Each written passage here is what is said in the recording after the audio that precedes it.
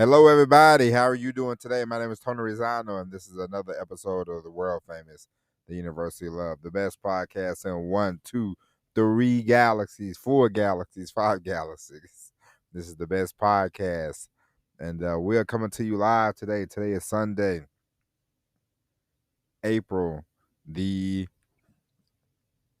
what's today, everybody? Help me out. You're gonna listen to this on Monday, probably April the 28th, 2024. Now. I was going to record this Sunday morning, but I decided to record this Sunday afternoon because a lot of times you and I both know more people listen to podcasts during the week than they do on the weekends. So a lot of times you can take a podcast, record it on a Saturday or Sunday, but you know, doesn't get a lot of love because apparently people are busy doing other things like running around, getting drunk, getting high, whatever whatever people do on the weekend, that's what they're doing. I'm just joking around with you. I know you don't get drunk or you get high. I will hope not. Listen, you do what you want to do. I ain't your daddy or nothing like that. But my advice to you, hey, if you think smoking weed is cool and you mess around, if you live in America and you think smoking weed is cool, wait until the government gets their full blown hooks into it. You ain't gonna want to smoke that weed. I guarantee you that much. Woo-hoo. Not me, Bucko. But hey, you take my advice if you want. If you don't, all right. Hey, but you've been warned. Anytime the government gets their hands on something, I would walk away. Okay. Um, I remember I was reading once. It was like, the Native Americans used to use tobacco, and tobacco wasn't that bad because they didn't use it like, hey, let's drum up a bunch of chemicals. The government gets hold of tobacco. They're like, let's make cigarettes. Let's make them addictive as possible. Let's really get it going. The tobacco companies and the government. I can't say the government, but the government. They're like, y'all gonna kick us down some money. We'll turn a blind eye to all these shenanigans. Of course. You know, not to go on a tangent, not to go off or sound like a political a theorist, anything like that. But a lot of times people they fall into these camps, and I'm speaking about Americans. I'm not speaking. I don't know the politics of the great people of Australia or the great people of the United Kingdom or the great people of in Japan or um, India, all them places. I know in America we got the two-party system: Democrats, Republicans. And I'll be honest with you, if you know what you, if you know what you know, then there's no side. They're all in on it together. Okay, and newsflash. Okay, Democrats and Republicans, the people that they get in Congress. If you ever think about this, being in Congress these days, I don't know about. I'm pretty sure George Washington or all them other people, they had great intentions, but now being in Congress, it's a license to print money. If I become I mean, maybe I should run for office. If you become a House representative or a senator in the United States, the first thing you're gonna do is somebody's gonna say, "Hey, I'd like to talk to you about your campaign," and you go, "Okay." They go, "Well, we like to give you 500,000, but dot. If you could look out for us, dot. I mean, it's bananas." I remember when Barack Obama got in office, and I like Barack Obama, as a person. I ain't got no problem with him. But I remember he first got in office and they had the big old crash. The banks was failing, and it's like Wells Fargo, they suck anyway. But Wells Fargo, Bank of America, all these people, they had bad debt, And then I was like, man, Obama, he needed to just let these people just, kind of falter. And people were like, oh no, if we do that, then the economy is gonna crash. No, no, it ain't. But he bailed them out. Why did he bail them out? Come on, come on. I'm pretty sure as soon as he got out, becoming president of the United States is the only place where you can go from, you know, I mean, I was making a little money to all of a sudden net worth 100 million. Bill Clinton, I think George Bush, he was already born of the money. Bill Clinton, he got rich. Trump, Trump has been hoking. Trump has been hooking and crooking since before he became president. He got his name, which is marketing. If I'm telling you, if you want to learn marketing, uh, Trump is the guy. Because how can you? No, he's a real estate. He's in real estate. Just think about your local real estate person. And you're like, okay, this guy's cool. And just think about Donald Trump. He does the same thing. He builds stuff. He builds buildings, but he has gotten his name into the national media over and over and over. And the guy's so good. He said, "Hey, I'm going to run for president," and he won. Man, he ain't qualified to be president. If you think Donald Trump is qualified to be president, you got to be kidding me. He ain't, but he is. I mean, yeah, he runs the business. He's great at running business, Trump business. But is he good at running the country? No. But it is what it is. Joe Biden he ain't hot either. So, it's like, damn if you do, damn if you don't. I don't know what to tell you. But I say all that to say it's one party. It's just one party. People, they got people on MSNBC, they scream about the Republicans are evil. People on Fox News, they scream about the Republicans. I mean, the Democrats are evil. Man, they probably in on it too. Politics is pro wrestling at its finest, and it's amazing that people, they're like, if Donald Trump gets in, you get people like, I was thinking about Whoopi Goldberg the other day. Whoopi Goldberg, she's always saying something negative about Donald Trump, and she's like, he's the evil, he's that.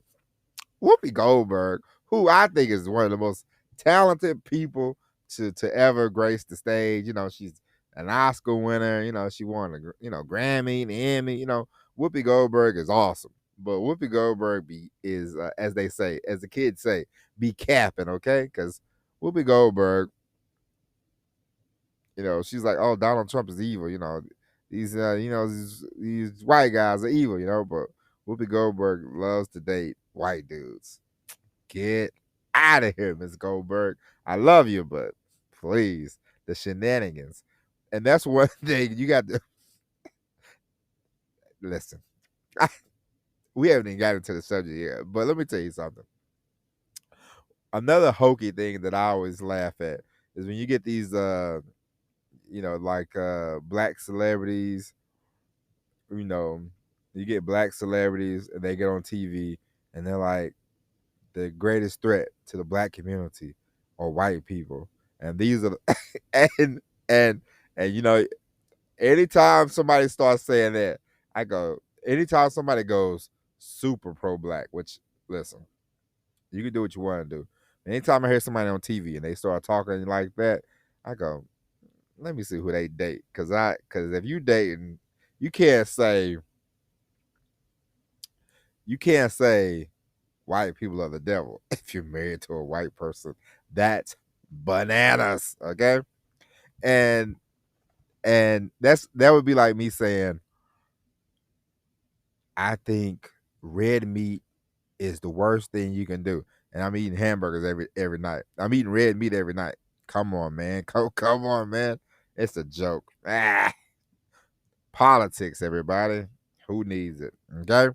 But anyway, ladies and gentlemen, we this this political conversation over with. There's only in the United States, there's one party. Come on. I know there are two different sides, but at the end of the day, they are working together. It's wrestling. It's quite scripted. It's if you ever really dive into it, it's quite laughable, But anyway, ladies and gents, today we are going to talk about just getting started. You just just hitting it. It's Sunday. It's motivational day. And the reason why I'm saying, if there is something, the greatest thing that you can do is aim and aim forward. The worst thing you can do is go all over the map, squiggly line, squiggly line, squiggly line, going here, going in there, going here, going there. No. Our goal, all of us, you listen to this podcast, your goal is to make money. Your goal is to make buku bucks, okay? Now, hey, if you become a billionaire, congratulations. My goal is not that. My goal is to make plenty of money and do the things that I want to do and to work from home. That's my goals. Your goals can be different. But what I'm telling you is in order for you to get there, you gotta get started and you gotta go forward. You don't want to go to the side. You don't want to go to the right side. You don't want to go to the left side. You don't want to go back. You want to go forward. And what I mean by going forward is you want to go to where it's all right. How can I start generating money from my website? How can I start generating money from? I'll give you an example. I call myself a copywriter. Okay, yes, and I was thinking about this yesterday.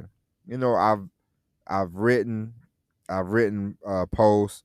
I've started my LinkedIn, all this and all that, and I'm like, all right, I'm waving the flag. You know, getting copywriting clients. Getting them into the, but I'm like, this ain't working for me. I'm going to directly find people, write them letters, send out, postage, because I'm thinking to myself, LinkedIn is cool and all, but I ain't got time to sit here all day and be on the computer like, you know, hey, it's me. Blah, blah, blah, blah. No, I'm gonna write people, call people, contact people, ask for the sale. Hey, I'm a copywriter looking to work with you. Yes, no, follow up. Not hey, please come see me in my LinkedIn page. Aggressive, being aggressive sometimes helps. In business, you have to be aggressive. There's nothing wrong with it. I know a lot of times, we're like, as I told you before, one thing I always chuckle at when I go to church, and when I watch church on YouTube, my church on YouTube, the pastor he'll say, hey, we want to get you, it's your first time here at Pleasant Hill. We want to welcome you. We want you to get your name, your email address. We won't be a bother, no. For all of us, you listen to this show, you listen to this podcast. Let me tell you something. You get somebody's email address, you get somebody's phone number, they're on your email list, you be a bother to them, okay? You email them every day, you contact them often, you contact them until you keep in touch until you hear the word flat out no, or they get off your email list. You don't get a name, you don't get a number, and not follow up. Following up is one of the most important things you can do. They might say, now is not a good time. I'll give you a perfect example. Got a guy that comes to my house every year, pressure washes. He came, he says, hey, write down my information. I got his name on my phone. This, you know, last year we used him. Uh, or I think last year he called. I said, not right now, and now's not a good time. And he said, all right. And so this summer, I know he'll be contacting me. He'll say, hey, it's me, Nick. I did your power washer before, blah, blah, blah. And I'm going to say, yes, we need to use you. Or I'm going to call him and say, hey, I need service. Blah, blah, blah. Can you come out, give me a quote, yada, yada, yada. But see, he's not like, oh, I called him, because we used him 2 or 3 times. And, last year I said, no, we don't need it right now. But, you can always call back later. He didn't say, well, F this guy, I'm going to delete his number out of my phone. He says, all right, I'll follow up. And that's what you got to do. You want to follow up. Follow up often. Follow up. They say, hey, call back in a week. Hey, call back in a week. Don't wait. You want to start making sales. You want to start making progress. You don't want to hesitate. You don't want to be waiting around. You don't want to say, oh man, I hope they pick me. I hope they pick me. I hope they pick me. No. Get in the game. Get your head in the game. Directly make contact. Directly ask. Say, hey, I'm here to make the sale. Aggressive. Be aggressive. Do not wait. Do not, I saw a clip of a basketball game. There's a guy on Minnesota. He's like, I'm not waiting around. Basically, I'm not gonna put words in the man's mouth, but basically what he's saying is, hey, we're here. We're not waiting on the NBA. We're not waiting on the league to say, hey, this is the team in the future. They're like, hey, we're the team of right now. And so right now they are like up 3-0 in the playoffs, and they are not letting up. Okay, they are relentless, and they're like, we're taking it to this team. And the guy was like, it's not over until we're not gonna be satisfied until we knock them out, and then we knock them out, we can move on to the next one. That's what you have to do. That's what you have to be. You can't be passive and like, oh, hopefully they pick me. No. Here I am. These are my credentials. This is my website. This is my phone number. This is my email address. Contact me, contact me, contact me. Okay.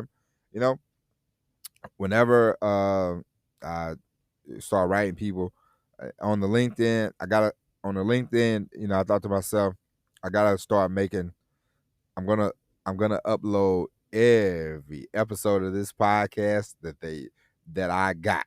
And then I'm gonna say copywriting, marketing, whatever service you need, blah blah blah, blah blah blah. You can contact me here, you can contact me there, Aggressive. The more aggressive, the better off I'll be, the better off you will be, okay? And so, ladies and gentlemen, that is it.